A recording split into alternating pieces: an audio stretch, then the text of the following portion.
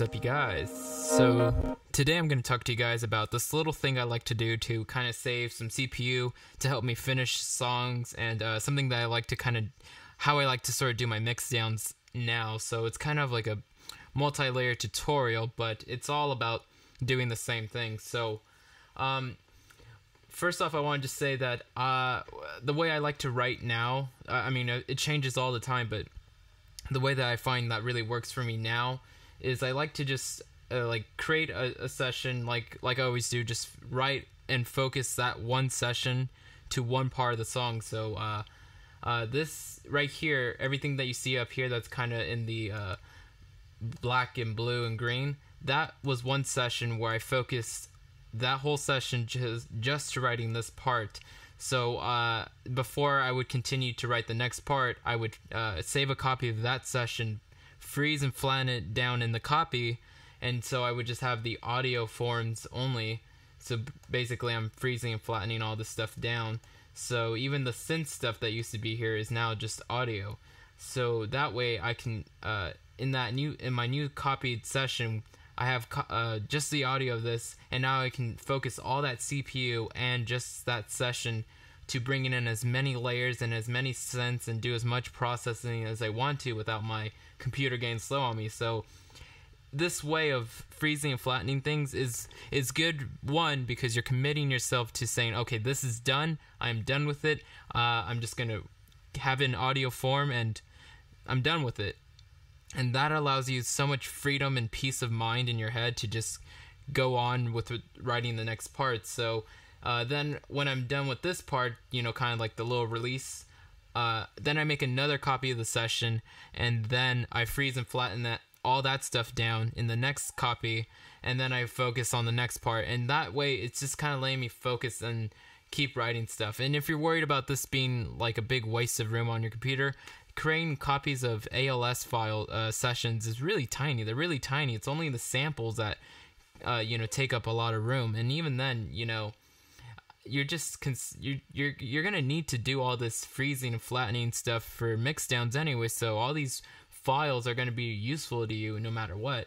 So and also another thing is, since you're gonna freeze and flatten and be flattening things, if you like a kick that you've made, or like a little loop that you've made for the song, or like kicks, claps, whatever you like in this song, you can now save that for yourself, for your own little samples folder for yourself, and keep reusing the elements of your old songs that you like. So it's more accessible if you want to reuse something later on. So it's really cool. So I'll kind of show you a little bit of what I'm talking about. So let me actually just go on my desktop now. So for this, this is like a Firebeats inspired song, so it's called Firebeats, even though it's way different from the reference I brought in. So you can see I have so far 3 copies of this. So this is the first one I created, just where I would focus on the intro. And once I felt I was pretty done with that, after I had my CPU pretty high, because there's something really nice about saying, okay, I'm gonna just dedicate this whole session to one part, and I'm gonna make it as sick as possible without worrying about my CPU, worrying about fitting the whole song into one session. I always thought, like, why does it matter if the whole song is in one session? Why not just have it all across in several sessions, but still contain the mass folder of it all? And it makes it easier for me to take this, now that it's all frozen down into Logic, just the audio files, or into Pro Tools. It's easier for me to collaborate with people if it's just all in audio files. And when you collaborate with people that aren't in the same DAW as you have to do a lot of this shit anyway. So these little files, as you can see, they're tiny. They're just like 500 kilobytes. That's like 5 megabytes or something like that. So they're really tiny, I mean, this stuff right here is not taking up anything in my computer, and I do put these on hard drives as well, so I don't keep a lot of my sessions on my computer. I only keep maybe 6 or 2 at most on this computer. Anyway, so you can see that this is kind of what it looks like. This is now freeze 1, so this is when I'm done with the first intro, and now I've continued the freeze 2, which is now the frozen intro and the frozen and the bounces of the release part. And so now I'm ready to do a third one, so freeze 3. So I'll kind of show you what I do there. This is stuff that we all seen done. So first thing I like to do, now I'm kind of done with, the extra elements I've added in to other parts and things like that. So I'm ready to freeze those down. So I'm going to go File, Save a Copy, and I'm going to just call this freeze 3. And I'm going to call this, mid is kind of for me, so it still remind me I'm still doing the middle part. And I'm just going to get rid of the copy part. So now it's going to save this session.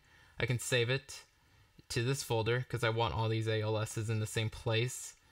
And you don't have to worry about when you open a new those other ALSs that's going to have to relink samples and things like that. It's all in the same project folder. You can have a bunch of ALS folders inside the same project. So now if I even go to current project, I should be able to open up any of these and it should be fine.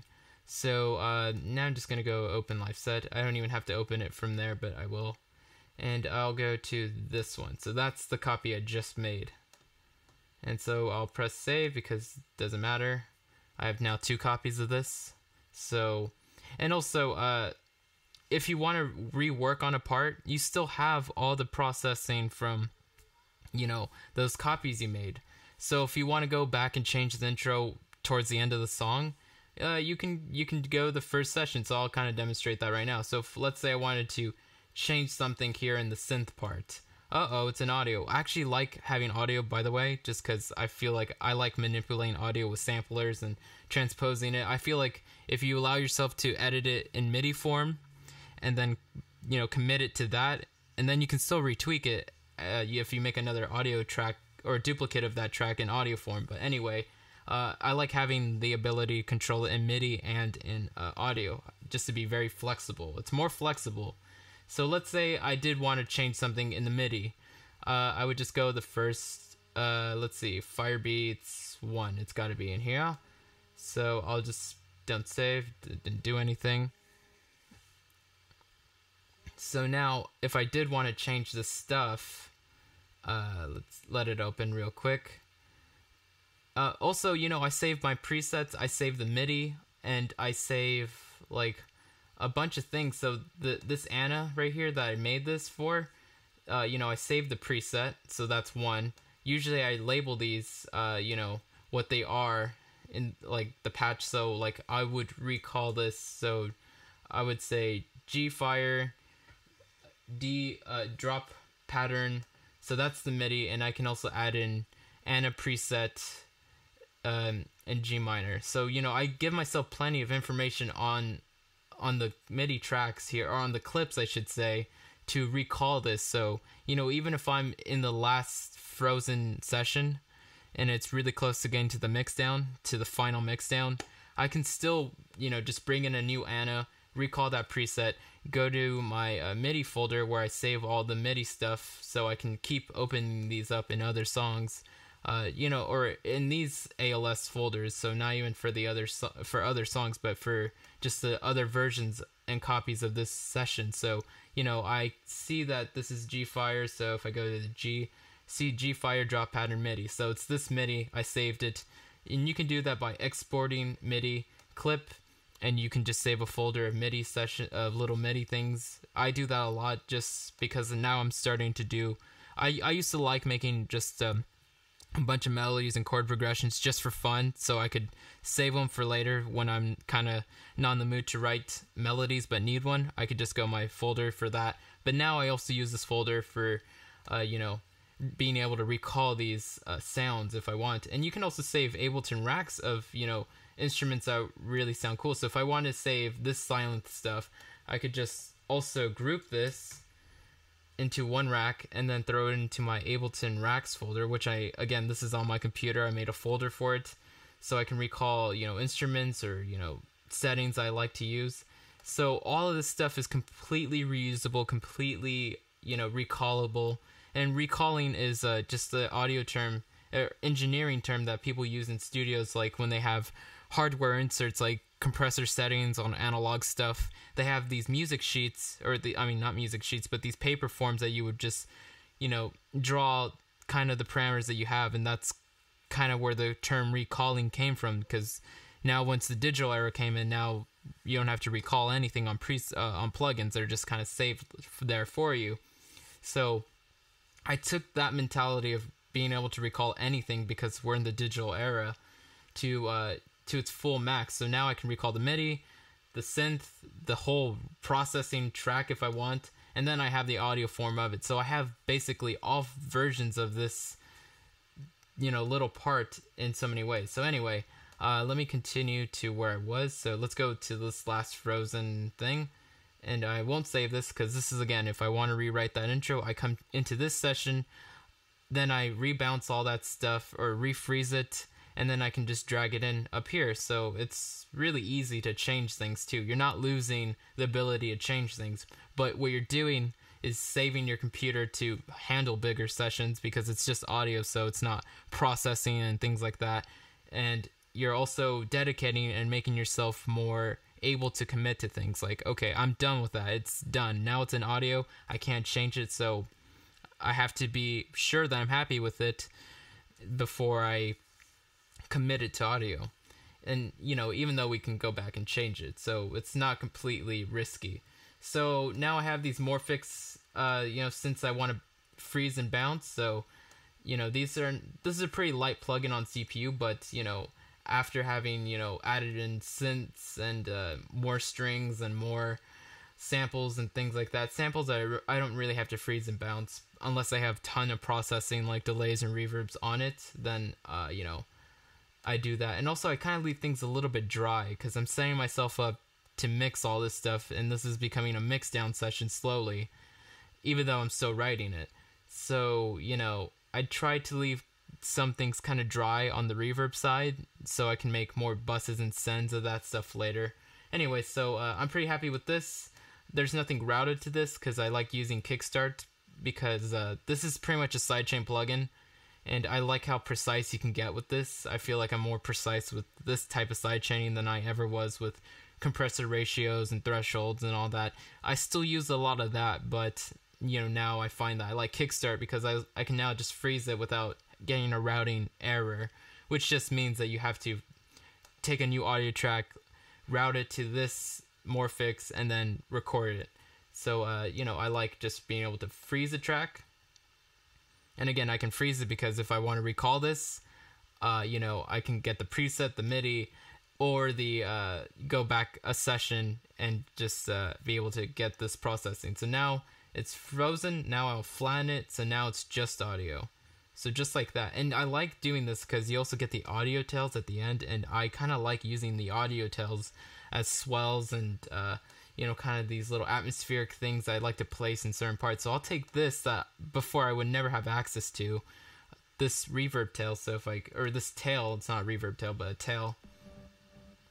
I don't know if you could hear that, but you could take something like that and put it in intro, and it just fills in some of the space a bit more, and it's all kind of harmonic and relevant to the song. So it allows you to be more textureful and better at arranging things. I'm better at arranging things in audio form than I ever am with MIDI, and it's the exact same thing, but for some reason with audio you just kind of you get to utilize fades and those kind of things more, and warp tools and things like that. So if I press Option Command F while I clicked on this clip, now I can kind of fade this in, as opposed to automating a gain volume or something like that. So that's kind of what I'm getting at. So now let's do this one, freeze that one. So now it's another Morphix. And just so you guys aren't confused, when you freeze something, it's just the audio. So all the plugins and processing you had on there, they're gone. So that's why it's important to save a copy of this, so that you don't lose something, but then you're able to commit it. So as we see here, we have Morphix, Kickstart, the MIDI stuff. I already have this saved. It's the G Fire drop pattern. It's the same as these. So I actually recalled the MIDI from my MIDI folder to add in this extra part. So I was able to very flexibly add in something, and my CPU never gets higher than 21% in this session, unless I'm adding in a lot of synths and things like that. The highest I'll notice it goes like 45%, and once it gets to 45%, then I'm kind of pushing it, because then if I keep pushing the CPU further, then I'm gonna start having some playback issues, and that's kind of annoying. And my main computer now is a laptop. Years ago it was like a Mac Pro that was decked out and things like that. Now I can just do all this. I'm making bigger sessions on a laptop now, and it's pretty sweet because it's handling it pretty well. Just a typical MacBook. I mean, with some extra RAM and things like that. So you got to have a strong computer as well. So now you're going to notice as I flatten this, the Morphix and Kickstart and the MIDI is all going to go away. So if you did save it, you're kind of screwed if you want to recall that later on. That's also why I have a saved copy of the session. Even if I don't save the MIDI and the preset, because I'm kind of in a rush with it, I can still go back a session and still have all that stuff. So now these are flattened, so I don't really need to do anything there. I have a few other things here that I need to flatten out. I think everything from here to here. There's some groups and things like that, so it's gonna take a while. Usually I like to watch TV and just sit there on the couch with my laptop, or maybe in my college class I'll take my laptop in a class with me and just have the volume muted and just freeze and flatten everything. So it doesn't take long, but if you have a lot of things, it can take a good 20 minutes, depending on also how fast your computer is. So hopefully you guys like this advice on how to save your CPU, how to make yourself a better, more efficient writer, and how to kind of get your songs ready for mixdown. Because once you're completely done with the song and it's all in audio form, you can easily rewire this into Pro Tools and just start dragging those audio clips, or you can consolidate the whole channel into one audio stem, and it's really easy to turn audio into prepackaged audio clips and stems. And basically you don't even have to get a single wave file for each of these. You could then once you're done with all the freezing, flattening, there's no plugins on anything, and the things that do have plugins are the things I'm already starting to mix in a little bit. So you see the plugins on some of these freezes because I've already started to mix this section a little bit. So this easily becomes a mixing session. So usually you'll see by the time I'm mixing this, I'll probably say Firebeats Freeze 5 Mix Session 1, and I like to call it Mix 1 because I like to also save different variations of the mix, some with the kick drum louder, some with vocals louder, things like that, and instrumental versions and things like that. So I mean, ALS they don't take up a lot of room, and it actually helps you organize. So I don't, there's that thing of when you're working in a song and you want to just focus and get it done, and then you easily become distracted by, I don't like how the kick sounds, so I'm going to spend some time fixing that, or I don't like how these synths sound, so I'm going to spend time fixing that. You have none of that here because you have to make sure it's locked and done, so you don't get distracted. You're only in this session to work on like this part, and the other sessions I'm only in those sessions to work on this part. So it's really easy to focus. It's a really great way to focus. I know this isn't for everyone. Not everyone's gonna want to do this because it seems like a lot of work, but whatever. So that's just my advice. That's my newest way of writing that's really just been kicking ass. So, and also you can make much bigger songs this way. So thanks guys for watching. Hopefully you guys like this advice. Like, sub, blah blah blah. Check out my Facebook for free stuff, and lates.